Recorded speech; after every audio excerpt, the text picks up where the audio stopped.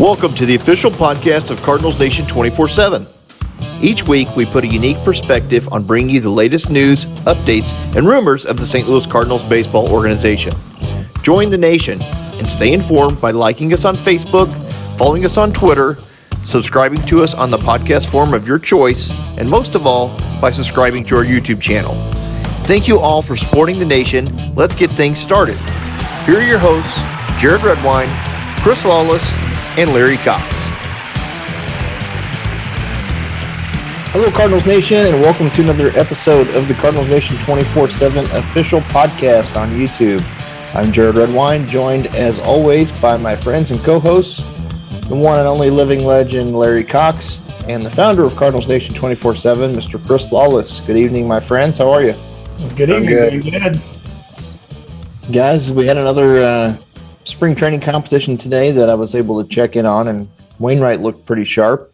He struck out 7, had another solid outing, and he said he feels like he's in his late 20s. It's kind of nice to see that Wainwright's coming into some nice form of old, and everyone was wondering if he was even going to be a Cardinal, and he's turned out to be our ace yet again. Chris, are you surprised by Wainwright's results this early in the season, or did you see it coming all along? Well, I knew that, Wainwright, he's a gamer, and he did carry this team a lot last season. Another year older, you think that it's going to take its toll on him eventually. But with the guys that we've got going down, I think the Cardinals are really putting a lot on Wainwright's shoulders to carry this team coming out of the gate. I think he's preparing like he always has. Larry, coming to you with Waino, he's pitched just short of 20 innings. He's got an ERA of 1.8, 20 strikeouts, and only 3 walks. That's pretty impressive. These are midseason form numbers. I know we don't take a lot into spring training numbers, but you got to admit, for a guy that's about to turn 40, that's pretty impressive. Yeah, I mean, he's the consummate pro. I mean, he's always ready to throw the ball. You know that. I mean, how hard was it to get him off the mound in a regular season game? He wanted to finish every game he started. So for him to come in prepared like he has been. It's pretty amazing at his age. So it's just a credit to who he is.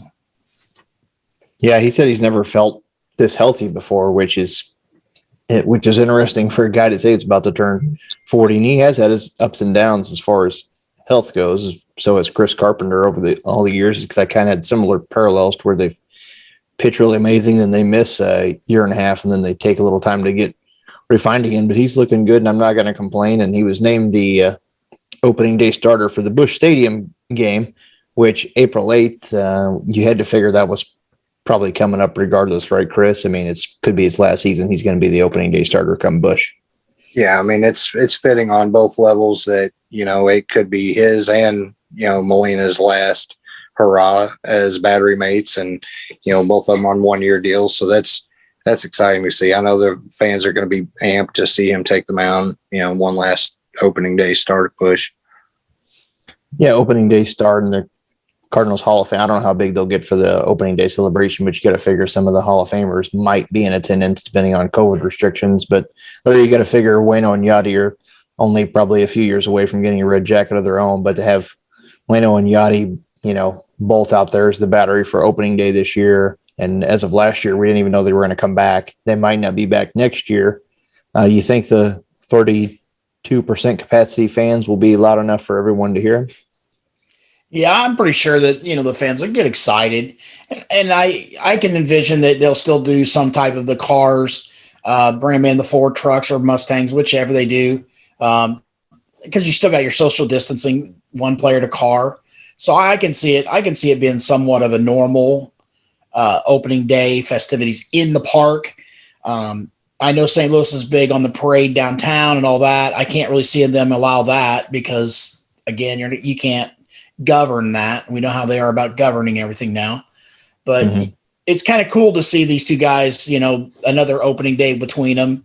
And hopefully they both stay healthy for the entire season. And I would like to see them, go out with number 12 and 21 and finish it off strong together and just go out and get the red jackets at the same time. That would just, it would just show the complexity of their relationship together. Yeah, it's kind of nice that they get to do it one last time, and there's for sure going to be some fans in the stands. Also, guys, we had some other players that were optioned this week from the 40 man that were sent to minor league instructional camp. Catcher Ivan Herrera, who's on the prospect list, he was sent to Double A. Adrian Rondon was sent to Triple A. Ali Sanchez, Triple A, and Seth Elledge, Triple A. They're obviously joining Junior Fernandez and Johan Quezada, who are both sent to Triple A last week. So we're starting to see trimming of the roster numbers. Do you see any surprise moves with there, Chris? No, I know some people were a little, are we going to carry 3 catchers type of attitude, and to see Sanchez go down might have been a little bit of a, surprise, just because Andrew Kisner, we know, is going to be that everyday backup, but having that carrying a third catcher was an option that the Cardinals, we thought, might consider. I'm glad to see some of the guys still up vying for a spot. There are some players that are right now still underperforming, that are going to be mainstays, that I think that you still need to see what you've got in your guys like an Austin Dean, who had a 2-run home run today, and you want to keep seeing what you've got in some of them, but no real surprise, I don't think, other than that, on who got sent down. Yeah, I agree with you, Chris. And then you have to figure, Larry, with Sanchez going to AAA. Heineman is still on the spring training team, but who knows? He could be pretty much optioned anywhere, maybe even be that taxi squad guy because he's not going to get much playing time. But this is pretty much clearing the path for Kisner to be on the team and be Yachty's permanent backup this year. And maybe you'll see him gain a little more playing time. What do you think will be the main role for Kisner so far this year? He's looked a little suspect on defense to me. 269 average, 269 on base, so he's not really walking. 26 at bats. I mean, doesn't seem like a lot, but he's had as many at bats as guys like Carp and those guys, and he's done decent amount. 7 hits, 5 runs, 3 RBIs. No real power, but kind of what we expected out of him. But at least we'll get to see more of him. With him, though, I think it's kind of a double-edged sword, knowing that Herrera is in the wings. If this is Yachty's farewell tour, if you expose Knizner too much, what happens then? Does his value decrease in his abilities? So if there is a trade option available, does that decrease his value if you overexpose his shortcomings, per se? So I can kind of see both sides of that. But again, we know Yachty's going to have to cut back on his playing time, whether we like it or not, which still doesn't make sense to me. I mean, the guy's caught almost every inning for freaking spring training. At 39 years old, he's still out there in spring training. So I don't get it. I don't understand why he's out there, but maybe it is just to help out those young pitchers like Flaherty that seems like he's struggling a little bit. Yeah, I mean, Yachty's looked pretty good to me, and I think it's going to be one of those things to where, if he's looking good and playing well defensively and hitting well, you got to figure Yachty's going to be the man to play. And kind of like we talked about before, Chris, with maybe the delay of minor league season, maybe Kinsner's going to be up for a while, and then you'll see maybe a changing of the guard. Maybe Sanchez or somebody else will get a little more time, because we did add Herrera to the 40 man this year. So maybe someone else will come up. You see this being just temporary, and if Yachty's hot, Kinsner's probably not going to sit on the bench, because like Larry mentioned, it's just going to tank his value if some kind of trade word be in the works. Yeah, I mean, the only concern I have is that, with Kisner, you kind of know what he's capable of already at the AAA level, and I don't know that everyday playing time down there is going to benefit him a whole lot. He is what he is at that level, and I mean, he showed that he's at least capable of making the team. That's something they could consider, if, like you guys said, you don't want to overexpose his shortcomings, but at this rate, like I said, he's kind of earned his spot, as being the backup. I think they'll carry him as long as, God forbid, there's an injury or something like that, but that's kind of where I see it. Yeah, and you got to figure too, Larry, with Herrera going to Double-A, that's probably just a temporary thing as far along as he's come. If he comes out and he's hitting well, he'll probably make a quick move to AAA would be my guess. Your thoughts on, I mean, Herrera's probably pretty well the heir apparent. Do you expect to see him in AAA or maybe even the big league club by the end of the season, depending on how Yachty plays or an injury takes place? I would say that like we said before, I think that the trade deadline this year is going to be more of a June instead of a July. I think teams not knowing what's going to happen with full season, maybe get out of some of the contracts. You could see maybe Knizner being moved. Herrera could be moved up to AAA faster. Who knows? I see Herrera ended up at AAA, I would say pretty dang fast. I can't see him setting at AA very long. So yeah, I think it just made sense to them with Sanchez going to AAA and him still being a top prospect as well, technically, as far as the rankings go. Herrera AA, and kind of when spring training games are not spring training games, but when the minor league season begins, kind of filtering and making some adjustments as time goes on. Yeah, because I think you want to. I mean, you've seen the bonding and all the articles and spring training that Herrera and Yachty have had. So how soon do you want them in that direct tutoring ability underneath of him? Would depend on what happens to the other players between them, I guess. So sure, no, it makes sense. And Chris, John Nagowski, he's actually still mashing the ball. But Schultz said the other day he's got no clear path to the roster. Didn't want to say Carp is blocking him, but I guess that's kind of what that means. He's been awesome with 2 out hits. He's leading the team in RBIs from the left side of the plate. Carp's not really taking his spot, but then you also have to figure if he makes the team, Goldie's probably not going to miss many games himself. And that's really his true position. But it sounds like he might be getting squeezed out, but we did see him play the outfield a little bit today for a couple innings. So maybe they're experimenting. You think they're trying to find a way to work his bat and his game into this lineup? Where do you see it happening with him? Because he is playing well. It'd be a shame to see him not make the team. Yeah, I mean, one thing that we keep saying over and over is if you hit the ball, you're going to find your way onto the field. If there's any chance that he could have some reps in the outfield and be, any type of a productive defensive outfielder, to get that kind of a bat in the lineup, you've got to do it, I think.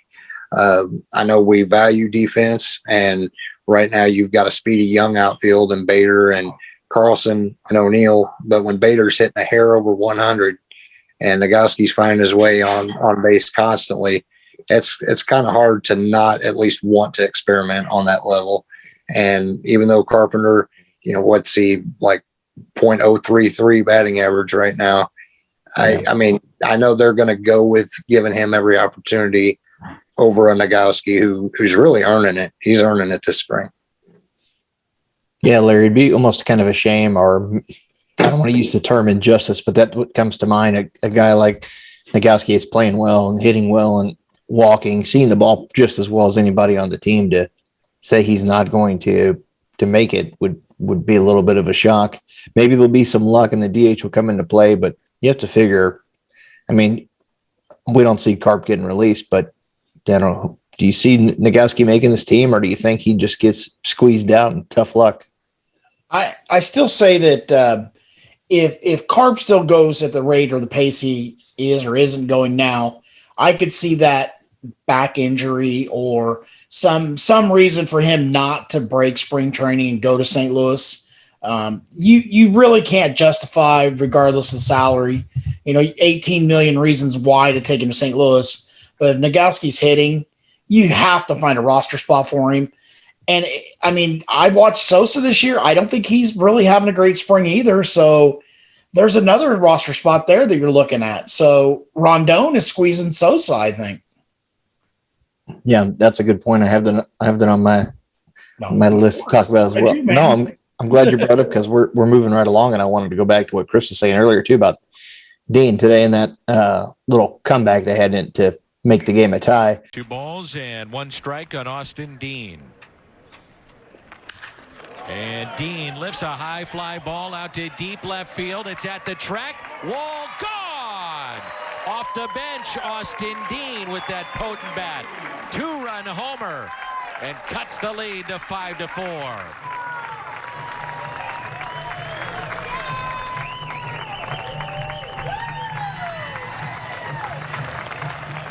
Nagowski walked, and so did Max more often than Rondon, who Larry just mentioned, had a single to drive in a run, and then Dean hit that home run.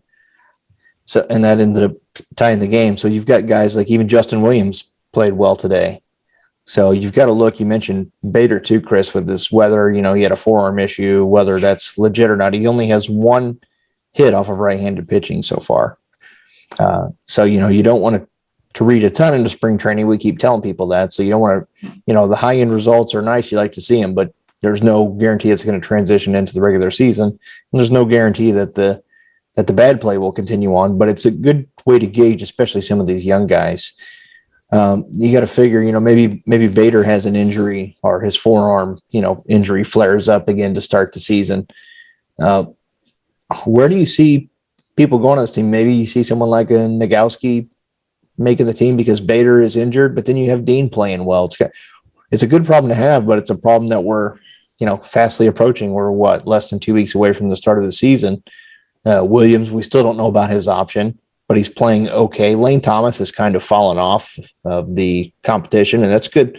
I know we're kind of rehashing some things on some of these guys, but this is changing week to week. You know, these guys are hot and they're not. Injuries come up. Where do you see this outfield shaping up with Dean and all this stuff? And they even mentioned Edmond might be in the outfield. And I got Nagowski, and Bader's not performing. You saw Carlson play center today because they want to keep their options open. I mean, it kind of looks like it's a revolving door out there to kind of see who's got the hot hand. Now, with the outfield that we've currently got, I mean, we've got some options that could take Bader's spot that might still block Nagowski from getting reps there. I really like what I've seen from him. 28 years old. He's not a young potential player. Been around, but swinging the bat great. And again out to deep left at the wall. Gone! John Nagowski does it again. His second home run this spring. He's driven in 11. And he gives the Cardinals a 1-0 lead. The Cardinals left fielder today, John Nagowski. Are we talking about grabbing the opportunity? That's grabbing an opportunity right there. First pitch he sees, and that's the quick bat, the short swing of Nagowski, but the power that goes along with it. He's just been fun to watch.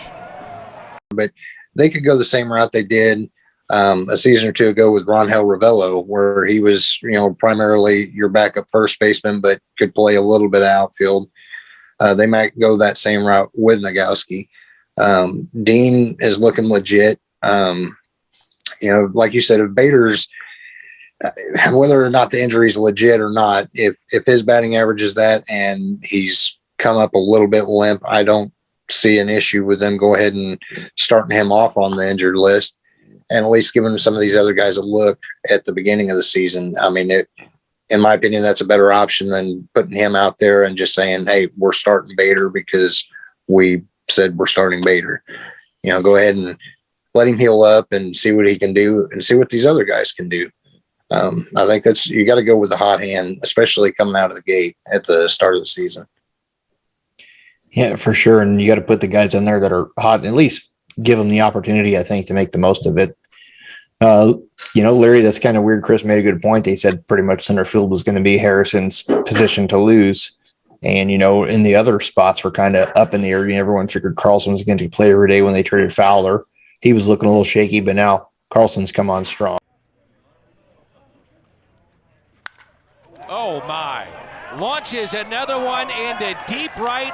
Adios. Long home run. Dylan Carlson. He's getting hot at the right time. The stretch run of spring training, 1-0 Cardinals. And he did this the last time we saw Dylan Carlson at the plate. And that's, you know, that's a real fastball right there in the inner half, and he just turned on it. So you got to figure he's pretty much cemented. O'Neill's played well, so you got to figure left field. Now the one spot that they actually mentioned that was committed was center field and Bader. Now that's the spot that has some question marks due to health or whatever the case may be. He's not getting any hits, and these other guys are definitely putting the pressure on. Now Thomas is backed off. Now you got Dean and Williams and Nagowski looking at outfield time. How do you think the season shapes up? You think Bader's your center fielder regardless, or kind of a case-by-case approach at each game, or depends on his health? I think with Bader, I mean, we've seen, you know, the defensive abilities that he brings. He's got a good knowledge of the game. but the lack of hitting, I mean, that kind of pushes him out. I really don't see. I mean, we can make the case for the 18 million reasons why Carp would make the team. I don't understand the Bader thing. I really don't, for the life of me. When we have other players that are hitting and playing better defense or just as well, why does Bader get that nod, that one nod ahead of the other guys? I mean, to me, we know what we've had. He's been there, and we don't owe him anything. Why not keep a Williams or a Thomas and let them have that spot and just tell Bader, hey, guess what? Find yourself in Double-A till you can hit. So it's a lot going on, a lot of moving parts. And I see Stills getting hey, Bader, starting center fielder. That gives the competition level. It makes everybody has to play to that level. But then you figure in, I mean, Maroff has been playing well. Rondon hasn't embarrassed himself. So there's a lot of possibilities. I mean, you could move Rondon to second, and you could put Edmond in center field. He's played it before. And then that settles Carlson into right field where he's going to be forever. So, and then even O'Neill's played center field. That's not his key position. So you could put Nagowski in left field. It's not like we haven't played with bad fielding left fielders before that could hit. Mm-hmm. Yeah, no, you're right. And you mentioned that earlier. I'm going to go back to that too. And the Sosa Rondon competition for that bench spot is kind of big right now. Sosa is on the 40 man. Rondon isn't. Sosa's also out of options. So he's got to make the team or else he's got to be designated for assignment, see if he gets claimed. And if not, then, assigned to the minors. But he has not also been playing well. And Rondon keeps on hitting, and he did again today. Definitely making a tough decision for Mo and for Schilt. And they already have said, Chris, that Edmond is going to be their leadoff guy. So everyone that's complaining left and right about Carp, he better not be starting. He's starting again. Pretty much whenever they said Edmond was going to be our leadoff guy, they basically said Carp is not starting. You're not going to say Edmond's your leadoff guy and he's not going to be starting, but they did say he might see some time in the outfield, like Larry said. And in that case, though, you're probably going to have one of these guys playing second base. But it just makes for an interesting, group of things. You think Sosa's kind of fallen off the radar, and at this point, they take the chance of cutting him and taking a hot bet like Rondon. You would have to think if Rondon keeps playing how he is and Nagowski keeps playing like he is, they can't tell both of these guys you're not on the team, and it'd be nice to have a good bat off the bench. Right. And, it's crazy because, Sosa has shown some promise in the past.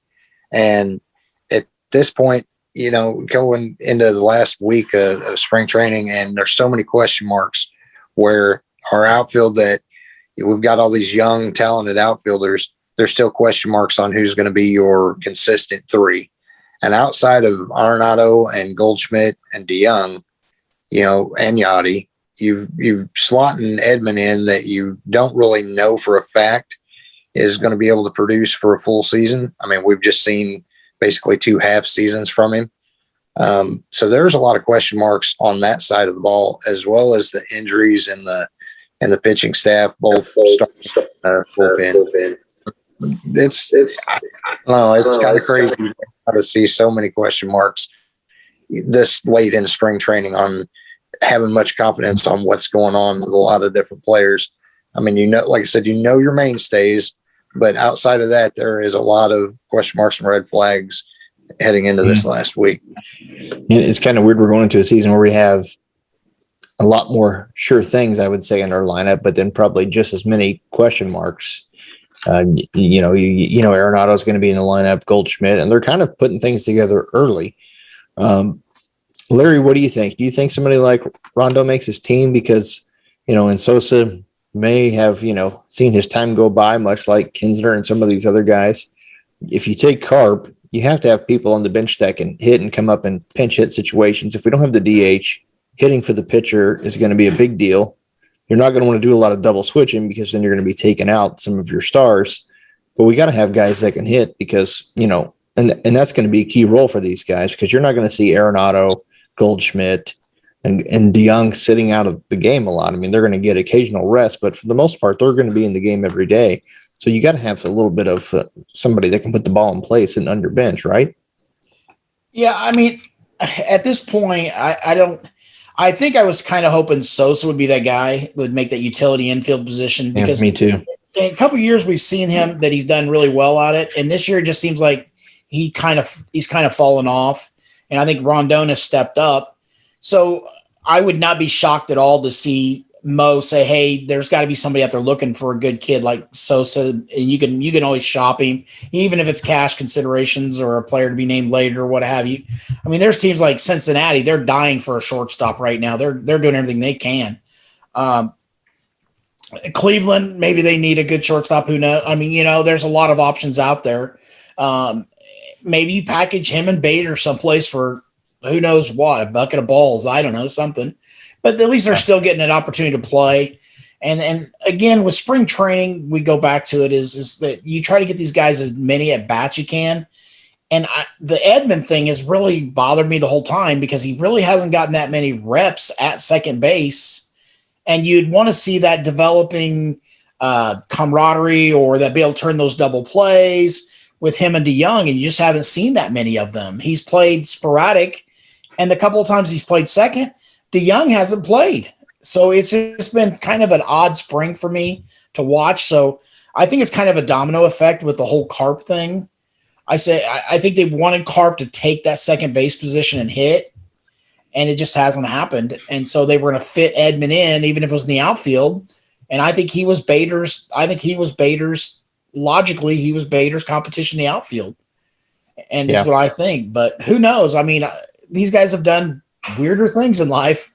We had Duncan playing left field. I mean, and Matt Adams and correct. Gosh knows who else.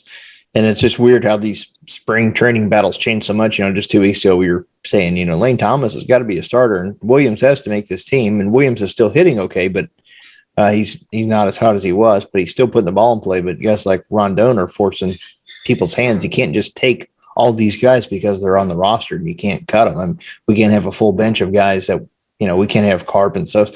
That's pretty much a flat bench. You're going to have Carp, Sosa, Kinsner, who's not going to play unless Yachty gets hurt. That's going to be, they're always careful with that backup catcher. Otherwise, you'd like to see him get a few more pinch hitting opportunities, kind of like how we had with Matt Wieters before in the past when we had three catchers. You would see that happen a little bit. And also, let's just move on. We're still talking about that. Chris, Edmond's going to lead off at second base, and they've said Goldschmidt is going to be the number 2 hitter. We kind of hoped it was going to be Carlson before to add a little more speed, but they've pretty much cemented that as your batting order. And Edmond's been playing a little more and gotten hot, and Goldschmidt looks pretty good, and Arenado's coming along. So it sounds like that's going to be your 1, 2, 3. And a lot of people were concerned with it, but then if you think about it, we are heavy right-handed, batting order. So the logic in that is to maybe move Carlson down lower in the order or even bat cleanup behind Arenado to kind of get that, since he's a switch hitter like Edmond, to not have them back-to-back, and that'd be your only 2 possible lefty bats that want to kind of switch both sides of the plate up. So it kind of makes a little sense. What are your thoughts on the logic of the batting order with Goldie second, maybe moving Carlson, lower in the order? Yeah, it makes sense. Like you said, you want to kind of space those 2 lefties, apart. And it also gives you that 1, 2, 3 is a really tough way of getting through the top of the lineup. Carlson, I think, he's shown that he's got some pop this spring. He could hold down that cleanup spot. And vice versa, if you want to, switch him and either a DeYoung or an O'Neill and have Carlson bat 5th, I think either could bode well for the team. It's kind of interesting that you're seeing Tommy Edmond getting that leadoff spot. I think he's going to benefit well from it. I think he's kind of your prototypical type of leadoff guy. I know we said if Bader could get on base at a high clip, he would be what we would want, with a speedy guy leading off. But I think Edmond could bring a lot to the table with being that dynamite type of player that's making contact, getting on base, and he's got some speed too. Yeah, can definitely steal a few bags, because as fast as Colton Wong was never a huge stolen base threat. He would steal some bags, but he was never, even Tommy Pham was capable of stealing more bases than Wong, because a lot of it is, game plan and knowing who's pitching, and there's more strategy than just being super fast. We had Peter Borges, that guy was super fast, couldn't steal a base. Sometimes he would run over the base, and slide past it and get tagged out because he was too damn fast. So there's a lot more strategy to it than people put into play, but I think mixing those guys up is a good idea. And, maybe he'll see some good pitches if he's sandwiched in between Arenado and DeYoung, and then you keep Yachty in that kind of prototypical 6 spot where he likes to hit, with O'Neill behind him. And then you've got your center fielder, but you also could see Goldie take more at bats in a game then, right, Larry? If he's playing second, it's kind of the old adage of, get some of your better players as many bats as possible. And if it's a couple of quick innings, come up and down, he can change the game with the swing of the bat. So it kind of makes sense once you start, thinking about it, other than just being upset about it. Well, if you go to the old Tony La Russa logic, was that your number 2 bat was your power bat. He was a guy that, they had to pitch to him, and he could hit the ball out of the park. But another thing, I was sitting here listening to you guys talk about this, and I thought, why couldn't you drop Yachty to the number 4 spot? He puts the ball in play. Unfortunately, double plays all the time, but he makes contact. So they're going to have to pitch to him. So then on behind him, you could drop somebody like, O'Neill or O'Neill, DeYoung, or Carlson behind him. And that gives you that nice formidable 1 through 5. And so, that's the one thing with him. But again, the problem with him is he clogs the base pass. That's the biggest downside with that I can't see that happening. But I would really like to see the starting roster 1 through 9 for one spring training game. Just let us see it. Mm-hmm. I think we were pretty close to that the other day but they had Carp at second base and leading off. I think other than putting Edmond came in later in the game to play shortstop, and you may see that to get Edmonds batting. If you see Carp make a start, you may see, so someone like Sosa or Rondon might not be playing that much, maybe that's another case for one of those guys making the team, and because Carp may be second, Edmond may move to short. So really you just need someone like Nagowski that's a pinch hitter, barring injury, and with the taxi squad, they can have a middle infielder on that taxi squad just in case for an emergency situation, but they could make it work if they had to, if DeYoung got hurt or something, by switching Edmond to second and putting Carp in the game. Maybe Carp will hit, hopefully he does. I know everyone's talking about how he's not, but hopefully he finds some way to figure it out. Yeah, DeYoung's kind of a wild card as far as in the lineup too, because there's some months that he looks like a 300 hitter, and then there are some cold spells where he looks like it's struggling to be a 200 hitter. So I mean, you could slide him in a 5 spot when he's hot, but it's going to be consistency is the key for a lot of these guys. Even Carlson, with all the promise that he has, being consistent. And if a guy is struggling, drop him in the lineup a little bit. Don't just necessarily have that lineup in ink. I know sometimes we complain that lineups get penciled in, but sometimes it's a good thing to have it penciled in and not in ink. Yeah, I kind of was hoping that we would see DeYoung bat second a little bit, to be honest with you, and get that protection from both Arenado and Goldie both. He would see more fastballs, and we know he can turn on the fastballs. Yeah, he'd see more pitches to hit for sure. I think the idea is good to start off, just kind of see maybe what happens with Goldschmidt. It seems like he's been doing okay with it so far, and hopefully if Arenado, but there's 2 pieces that Arenado's got to hit too. So I would like to see a fluid lineup for once in St. Louis, which we don't see a whole lot since Albert's been gone. And I mean, for a long time we had the Eckstein, and then your number 2 was kind of flexible, and you had Albert and Edmonds and then Roland. That was probably our most standard lineup we had for a long time. You knew Matheny was going to be batting 8th or 9th, and La Russa's spot, like you said, he kind of liked having that second leadoff guy in the 9 hole. So who knows? I mean, there's still time for the DH, but I don't think it's going to happen at this point. Now going on, I mean, pretty much Mike Schilt has said in the news, but he said he hasn't told Gant yet, but he's already pretty much secured a starting rotation spot, according to Mike Schilt. 4.40 ERA so far this spring. He's had 4 starts, but his last game he went 5 innings. It looked pretty sharp.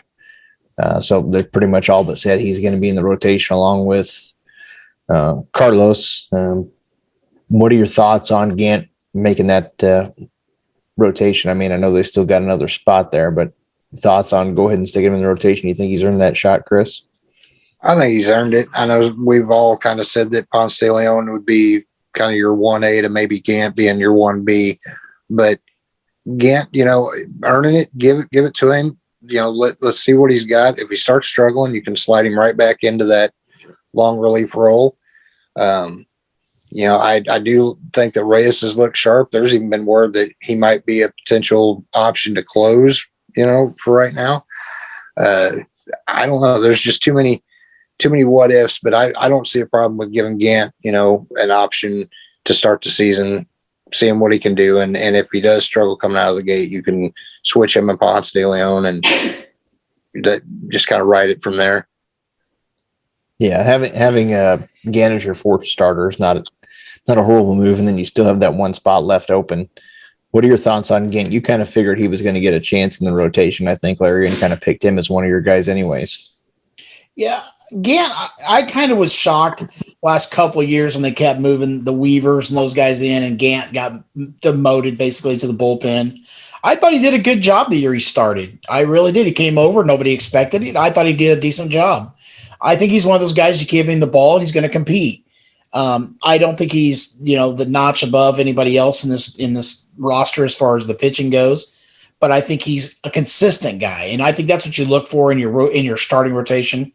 And it's probably not going to be very long anyway, because now they're saying, Michaelis, last I heard, was not a severe injury like they thought originally. They don't think Kim's is that serious. So how long is he going to be in that rotation spot anyway? Maybe he gets 3 or 4 starts. Because you're looking at if 3 spots, you're looking at 15 days, 16 days between those 3 starts. So you're looking at maybe the month of April. So, yeah. And I like Gant. I've always liked Gant. I like him better than I do Carlos at this point. Yeah, I think he's kind of earned it this chance here. He's came in and he's put the work in. So I guess it doesn't hurt to see what you have. The only thing that, they keep telling us that Nicholas and KK aren't a big deal, but then I was reading today that KK doesn't have a timetable to come back either, even though they see him being back sooner than later. But that doesn't tell me anything until they start seeing some real game action. They can talk about how it's not that serious all they want. Nicholas wasn't very serious in all spring, and then all of a sudden he's not pitching. So I guess we'll see what happens. But you got to figure too, Chris, you kind of touched on it a while ago with Reyes, but bullpen, we've got some good high leverage arms. We've got Reyes, Gallegos, who's kind of looked a little rough. So far, his walks are kind of out of control, which is a concern for them because he normally doesn't walk anyone. And then you have, Andrew Miller and Jordan Hicks. Reyes, I'm kind of thinking he might get a spot start here and there later on in the season, but you want to kind of save him for multiple innings. But now they're talking about how he might be the closer to start with Gigi looking a little rough and not wanting to put pressure on Hicks. You have to figure Miller's probably going to be your setup guy prototypically. That's kind of what he's more slot for. You see any change with the whole Reyes situation with the closer, or you think it's still going to be the closer by committee, or it's Hicks' job and they just don't want to say it's his? I think it being Hicks's job, I don't think that that's going to be the case starting out the season. I think Hicks will get to that point. Gallegos has not looked too sharp. Reyes, I think we do want to see him be able to pitch more than just an inning. But you could do that closer by committee where Reyes comes in a certain game where you need him to close out and, give him the next day off before throwing a couple innings, maybe the next game. I don't think you have to have a set closer for this team to succeed. I know I've been high on the bullpen being one of the best in baseball, and that's a little bit of a homer call on my part, but knowing the amount of arms that they've got is a weapon. But when you see what we have right now and the red flags on, well, who's the closer? Who's the setup guy? And who's going to slide into a starting role? Those are some concerns that kind of make me feel a little less confident in our pitching staff. I mean, it's great to have a lot of weapons, but when you don't really know what you're going to utilize those weapons as, it's a concern right now. Yeah, and it's one of those other areas where we have a lot of bullpen depth, a lot of arms, but we still have a lot of defining to take place in this next week and a half of the season, Larry. How do you see things shaping up? Are you still you still high on Hicks, or are you thinking it's going to be more of a Reyes or more GG? The control's not a big concern for you. I think it's going to be. I think it's going to come out. I think it's going to be whoever has the hot hand. I think they're just going to give the ball. I think it's going to be by committee at first. I don't think any of them have really jumped out at anybody and said, "Hey, I'm the guy." I think the one guy, again, I keep coming back, is Parsons. That kid has amazed me all through spring training. Why can't he close? Nobody says you got to throw 105 to close. Get outs. That's what's it about. I mean, and that's the difference. And he's thrived in those positions where he's come in and the base are loaded. So again, do you want to put a rookie basically as a closer? We've seen it happen before. It's not a first time. Hicks was thrown into the position. I can see Hicks taking that position, say by May or June, and just say, now I'm the closer. But in today's baseball world, do we really have that prototypical definition of a role anymore? I mean, it has been moved into who's the hot hand, who gets the guys out. And any given time, I mean, this bullpen can become the most dominant bullpen in the league. And then other days, who knows what's going to happen? I mean, a couple of years ago, we thought the Yankees had sewn it up when they signed Octavo from Colorado. We thought they're done. That's the best bullpen in baseball. And those guys couldn't get close. They couldn't close a game. So you just don't know until we get to that situation. I think Schilt's going to just wait till he gets into the season and say, okay, we're going to start slotting these guys in as they get hot and figure out their roles. And I think that's part of it, especially the young staff. It's hard to say today, this guy is the guy. And I really do not want to see Reyes as a closer. I don't want to see that. I think he's a starter. You got to keep him stretched out. But like Chris said, you could pitch him 1 inning tonight, pitch him 3 innings a couple days, and they're young arms. But with his history of injuries, who knows how they're watching him? They know more about it than we do. Well, Ryan Helsley's another name to look at. You got Helsley and Woodford and Whitley is kind of the three-headed monster of right-handed pitching that you don't really know where they fit plugged into that bullpen. So I mean, you've got some options. It's just nobody's really took a certain spot yet. Yeah, and sometimes though you have to think, Chris, these are professional athletes, and a lot of the guessing game, sissy, little league stuff has to go away at some point. We hear this every year. We heard it with Matheny, even when we signed Holland, closer by committee, and they kept throwing Holland out there and he was getting shelled. At some point in time, you have to think the kid gloves have to come off and you have to name some positions. It'd be nice to go into the season when we have a solid team and say, this is your defined role. Whether we like it or not, that's today's game. Guys like having defined roles, knowing when they're going to be coming in the game to prepare mentally, get their mindset. You would think just telling someone, hey, at least tell them you're my late inning guy, which is kind of why I selected those. But Reyes is never going to get 100+ innings if he's working out of the closer position, but he's probably the guy that's, most well suited for it currently. But then you start pitching him in closing situations. You might not have one for 4 days. So then who's going to close? So I think that kind of takes Reyes out of the equation, even though that's where he probably should be going in, because I want to see him pitch more innings too. And you have to figure out at some point in time, well, we're worried about, this guy pitching and this guy's innings. He's been hurt before. I mean, maybe you put him out there and use him a lot, and that's what he needs. Keep his body loose and keep him working so he doesn't get himself injured and he gets more into a routine. It kind of gets to the point where do you think you have to take off, quit sissifying these guys, and I'm not going to cut that out and tell them, hey, here's your spot. Here's where you should be in the order. Now, they've kind of already said that Helsley's going to be a middle inning guy, but he's going to see some high leverage situations. And then, coming up with those guys in the middle innings, you've got Helsley, Webb, who will see some high leverage situations, probably with Miller, depending on Miller's usage. He's definitely capable of that. Got your guy, Chris Cabrera, Cody Whitley. So it looks like in last year we had 7 different pitchers get a save. So you've got all those guys are going to be probably your middle inning guys, but are capable of doing more. So you got to go kind of like how, even though it's not defined the back end and how the middle of the bullpen is kind of looking, right, Chris? I mean, you got to feel pretty confident going into the season. Yeah, I do. And, like I said, it might have been a homer call to say I think we've got the best bullpen, but we have a chance to, maybe a guy is a complete bust on this team. You know, I'm not going to really target one, but say somebody like a Whitley comes out and he's cold, we send him down, you know, and we call up somebody that we've got options there. But it's guys like him and Woodford that can come up and maybe surprise the hell out of a lot of people and really be lights out. They're not household names. They're not pitchers that batters have seen a lot of. When you throw those guys in with a Helsley and even guys that you've seen a little bit like Webb and Miller, it could be lethal. And so that as much as it could be a red flag, and it could be, you know, one of the biggest things going for the Cardinals is having some guys have breakout seasons. They all won't, but I think there's several capable of having really big years this year. Yeah, there's a lot of potential to put a lot of these guys in any spot, because you're talking about, you know, how Webb and Helsley could be in some high leverage, maybe some late inning situations. Then you've got Whitley, who's turning some heads and is still our 11 ranked prospect in the system that could be a swing man or a long relief type role, even some middle innings.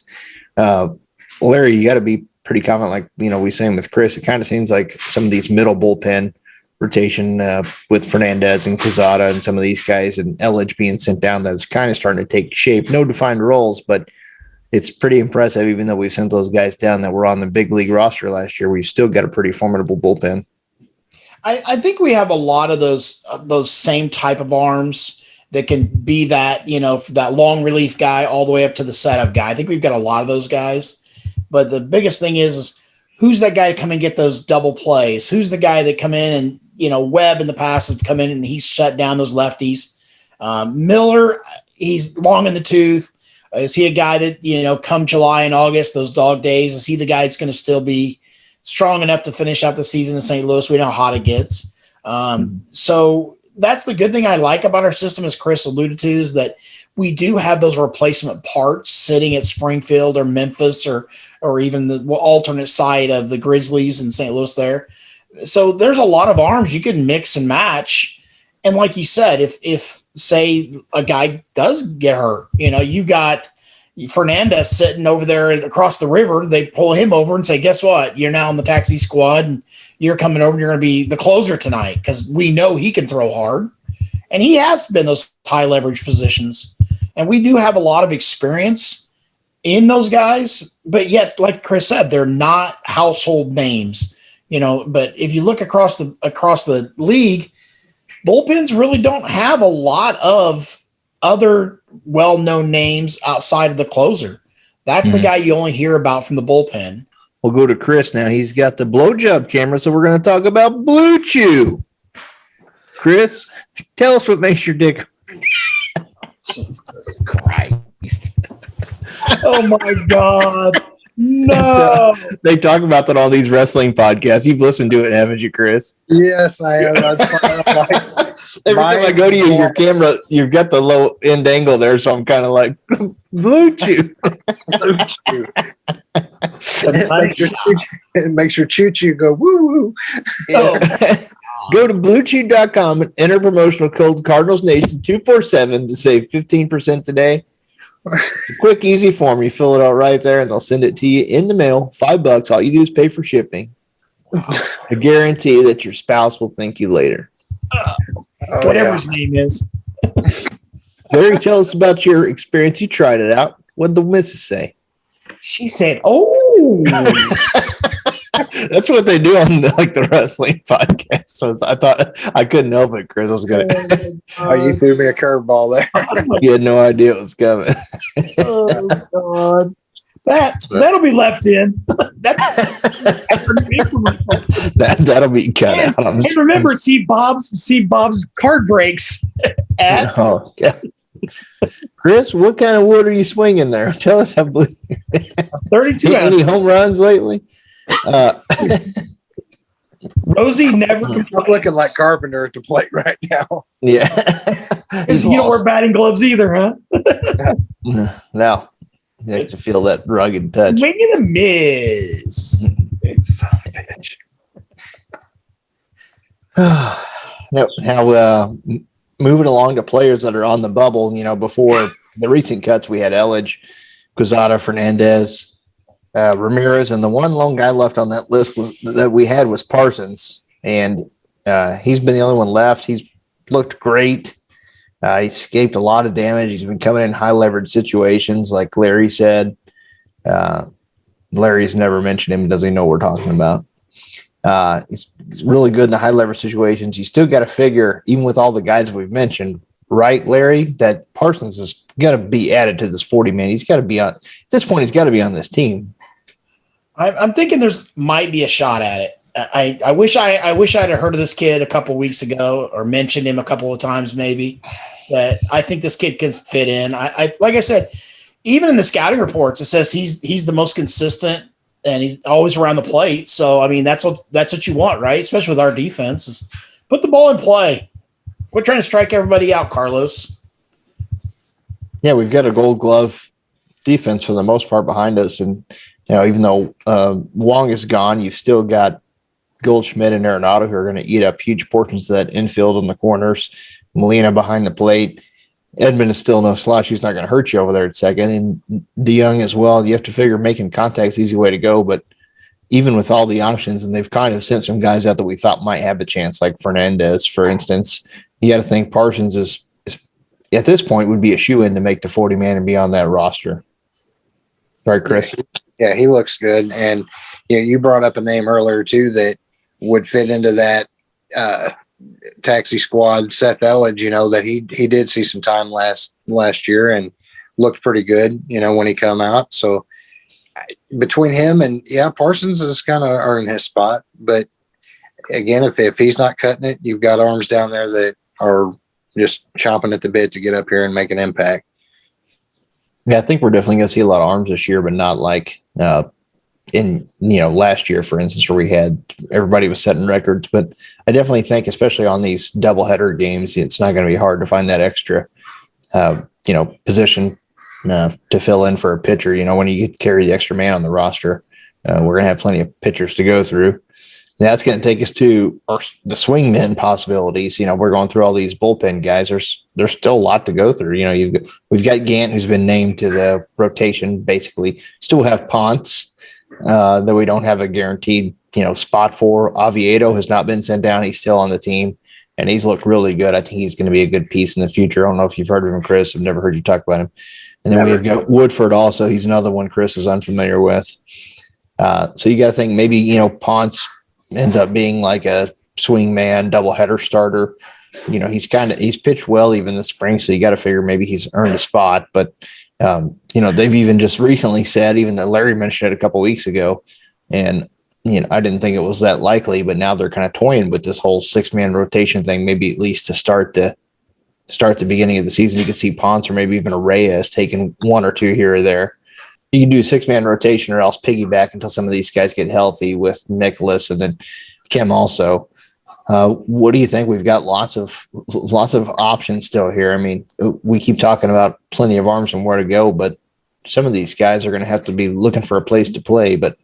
And then, like you said, call them when we get healthy. But who do you think at this point you've got, your Waino, Carlos Martinez, Gant, and Flaherty, and you still got that missing spot? Do you think that's pretty much going to be Ponce at least to start the season, especially with Kim not throwing yet? Yeah, I see it to start out with like that. I know something that we've touched on too is having that opener. I don't think the Cardinals will really go for it. The same with a 6-man rotation. I think that could benefit the Cardinals, but it could hurt them too with guys, getting that extra day off. I think towards the end of the season is more beneficial than starting the season that way. You kind of want guys to get in the rhythm of getting the ball and taking the mound. But I don't think starting the season I'd go with that 6-man rotation. I mean, even with some arms and names up in the air, when Michaelis does come back or when Kim comes back, we don't know what to expect of them. Not that we had like a set expectation of what they were going to bring to the table anyway, but I wouldn't start the season with a 6-man rotation. I'd probably be more comfortable with that opener. I don't know how they pull that off, but again, that's a way you could get Reyes some innings and, maybe have somebody piggyback off of Reyes to start some games. Yeah, that's a good option too, because then you do have guys. You have a lot of guys that are capable of going a few innings down there. If you've got Ponce, and if they do take Whitley and even Parsons, like Larry said, you've got Cabrera. Even maybe Helsley could go 2 innings if he needed him to, and he's got some good shutdown stuff.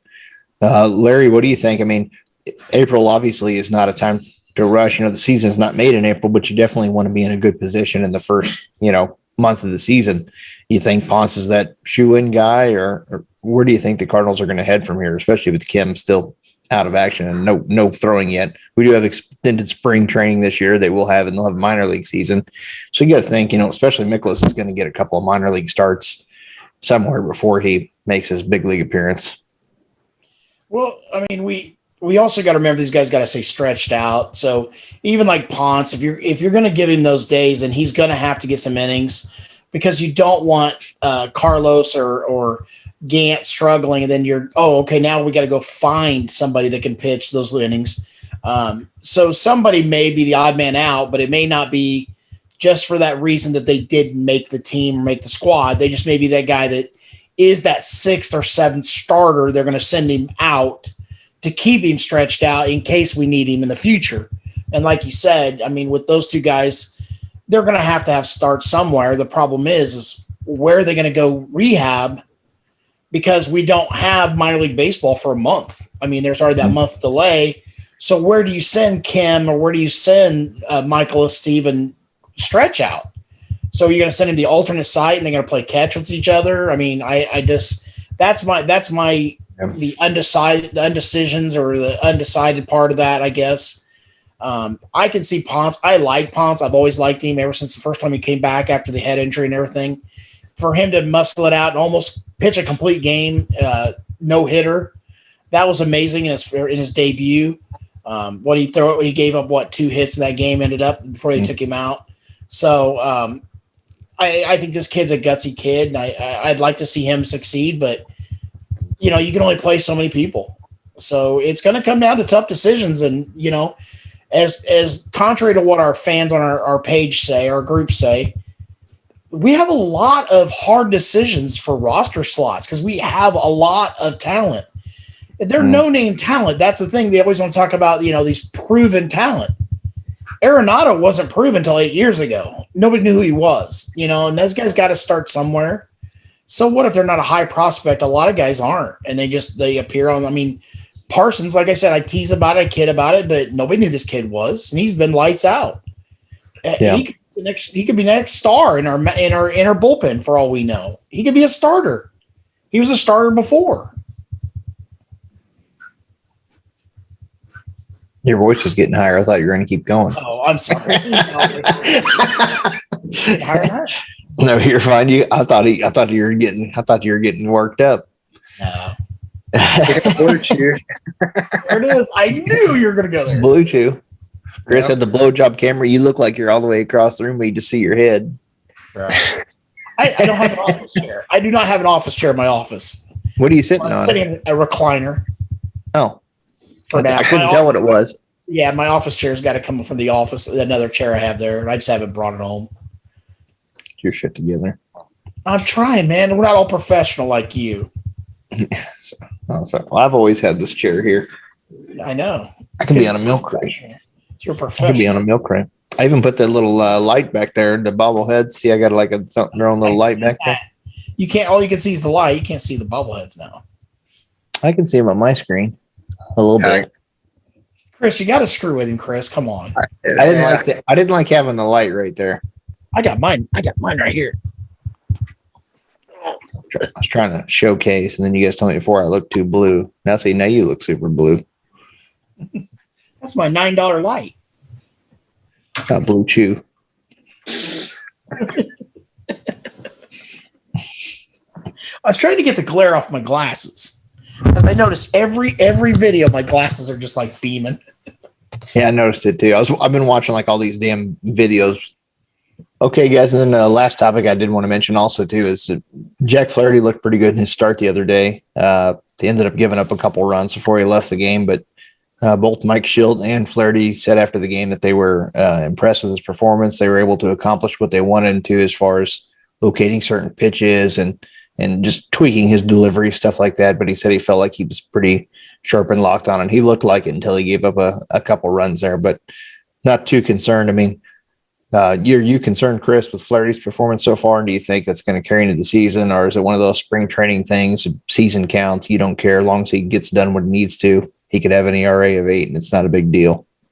Yeah, I think he started a little bit rough at the start of spring training, but I mean, he's working on things. He's trying to get sharp, and I think as spring training's winding down, we're seeing him get sharper and more locked in. It might be too early to say he's for sure going to be your ace that's going to put up ace-like numbers, but I've got confidence in what he brings, and he's really headstrong. Like, he's mentally strong to get focused and be able to get you a lot of innings, and that's what you're asking. Yeah. Speaking of headstrong, Chris, tell him about Blue Chew. Blue Chew keeps your head strong and your dick hard. I'm going to leave that in. Larry, your thoughts, Tim? I mean, Flaherty, you figure he's pretty well locked in. He's at this point, he's considered the ace of the rotation. Waino's going to start the home game. That's just kind of a given for him, but pretty good outing. So it looks like he's pretty well locked in. You might see him get another quick start before the season, but are you impressed with what you've seen with Flaherty so far? You're not too concerned with his numbers, I would say. No, I mean, to really get overly excited about spring numbers for a pitcher doesn't make sense. They're working on different techniques. They're working on different pitches. They're working on different situations, and they all approach it differently. I mean, I would be more concerned if he was regressing from the beginning of camp to the end of camp, but I want the hot guy heading out of camp, not the hot guy coming into camp. So I think he's going the right direction. I'm not scared of it. So which hot guys? You want the hot guy going into camp, not coming out. That's right. Flaherty's a hot guy. All right, just checking. Make sure you and the wife are okay. We're fine. Thanks for asking. To round out the episode, I wanted to give a shout out to local friend / fan of mine, fan of the show, Jordan Cook. He's an avid listener and he pays close to the podcast. So thanks for his support. He's a good friend of mine and always tunes into the show. Larry, you have anybody you want to give a shout out to real quick? Yeah, my buddy Jay Schinkel. I know he's listening. He always watches the podcast while he's at work. Get to work. Yeah, but we've been friends for a long time. He's a pretty good guy. So yeah, good subscriber to the show. So we appreciate that. Chris, anybody out there you want to give a shout out to that watches the podcast? I'll give a shout out to my little 9-year-old boy who, when I picked him up this past weekend, he's like, "Dad, you guys are famous YouTubers." And I said, "No, we're not famous." And he's like, "Well, I keep telling all my friends at school, you guys got a YouTube channel and you talk about the Cardinals, but you guys go too long. You talk for an hour." I said, "Well, you watch your little Minecraft stuff for an hour. You can put up with us for an hour. So tell all your little friends at school to subscribe." So yeah, it's infamous, awesome. Not famous. Infamous. Infamous. That's right. Caleb, you're right. We are kind of a big deal. Your dad especially. Don't let him fool you. We get paid big money for this stuff. So. Oh, there goes child support. Yeah. And he'll want a trip to Toys R Us or something now. Yeah. That's all right. Get some subscribers and we'll talk about it. That'll work. Start plugging it to your teachers, everybody at school. It's good. It's educational as well. Yes. MLB The Show is now on Xbox One, dude. It is on Xbox One. So nice. And XS, yeah. It's now an Xbox game. It's a Microsoft game. Sweet. Larry is going to buy that for you, Caleb. Oh. You're welcome. What? There you go. 6 new agents. Hey, Knucklehead is my favorite. I like the Knucklehead. 6 new agents. He's got money laying. Larry's got money in his yard. He buries it. Burn it. Yeah. Chris, you want to give everyone a shout about the Facebook page and where they can hear more of your sweet, tender voice? Yeah, we're still doing our thing on the Cardinals Nation 24/7 Facebook page. All three of us put out content there, and the Facebook group, the fan forum. There's a lot of people chiming in already. You can tell it's going to be a long season of, people that are going to ride the hot hand, and they're going to be critiquing the guys that are struggling. So it'll be another fun season of that. If you want to catch my side project, Cardinal Cuts with Chris Lawless, I put that out, once a week. Sometimes I go a little over a week, but I've been doing that, and Jared, you've been doing yours as well. I have not, but I need to get back into. I need to actually record one pretty soon. It's Redbirds with Red Wine. You can find it on Spotify, Apple Podcasts, Anchor. Trying to cover more of the minor league guys, which when the season gets rolling, that'll be pretty easy for me when the minor league season starts. I'm going to be covering a lot of their game action, kind of their performance, talking about who might be getting called up in the near future that could help the big league clubs. So once the camps split up a little more and there's different areas to talk about, because we're kind of talking about a lot of these guys here, that'll be a better, kind of aspect, and keeping those episodes a little shorter, 20 to 30 minutes, just hitting the high points and giving statistical information. So we also want to give a huge shout out to our Facebook group Fan of the Week from Cardinals Nation 24/7. That's Cletus Wakefield. He's a huge Matt Carpenter fan. Can't stop talking about him.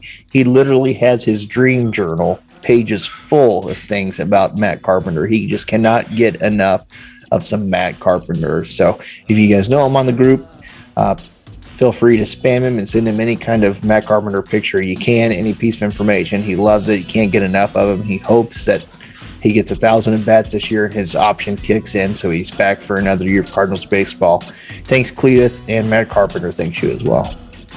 I'm really surprised that Matt Carpenter hasn't sent him a bottle of salsa, homemade salsa. That would really make a perfect gift for Cletus. That's why Cletus upset he hasn't gotten it. Some special salsa. Right there. It's all in the sauce. Mm-hmm. It's all in the salsa. It would be nice to see Carlos Martinez throw some water in his face this year if he hits a couple bombs. We'll see what happens. You got to hit the ball before it goes out of the park. I think Carpenter. Okay, Mr. Negative. Here I am trying to build people up, and all you're doing is focusing on the negative. But I think that's all we have for this episode of the Cardinals Nation 24/7 live video podcast. Well, it's live for us, not for you. It'll be out in a day or so.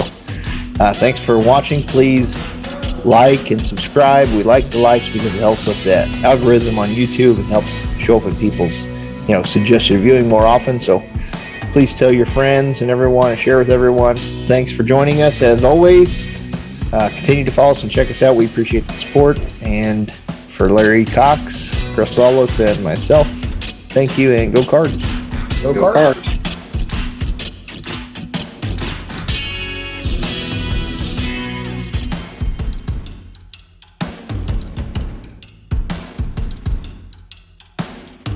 Here we go. Babe, keep that dog quiet.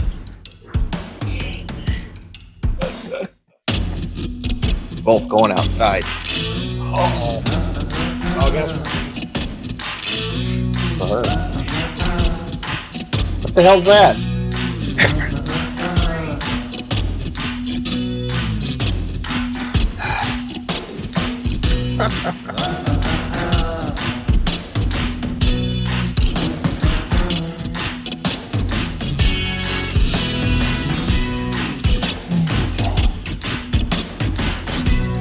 Hello, Cardinal fans, and welcome to another edition of Cardinals Nation 24/7 podcast. I'm Jared Redwine, joined as always by Chris Lawless and Larry Cox. Good evening, my friends. Good evening. It's good to see you guys. You guys are great. We're a little wore out from an ongoing winter bowl with a bunch of fucks. We won the first round. We probably won't win the second. Chris, what do you think about that? Try not. There goes Mr. High Road. Mr. High Road. I was trying to put you on the spot.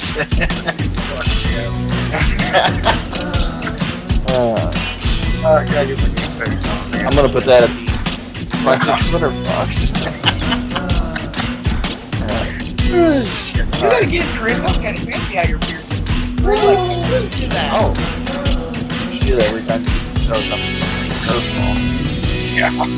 You've been doing it so much. All right. Retake number 2.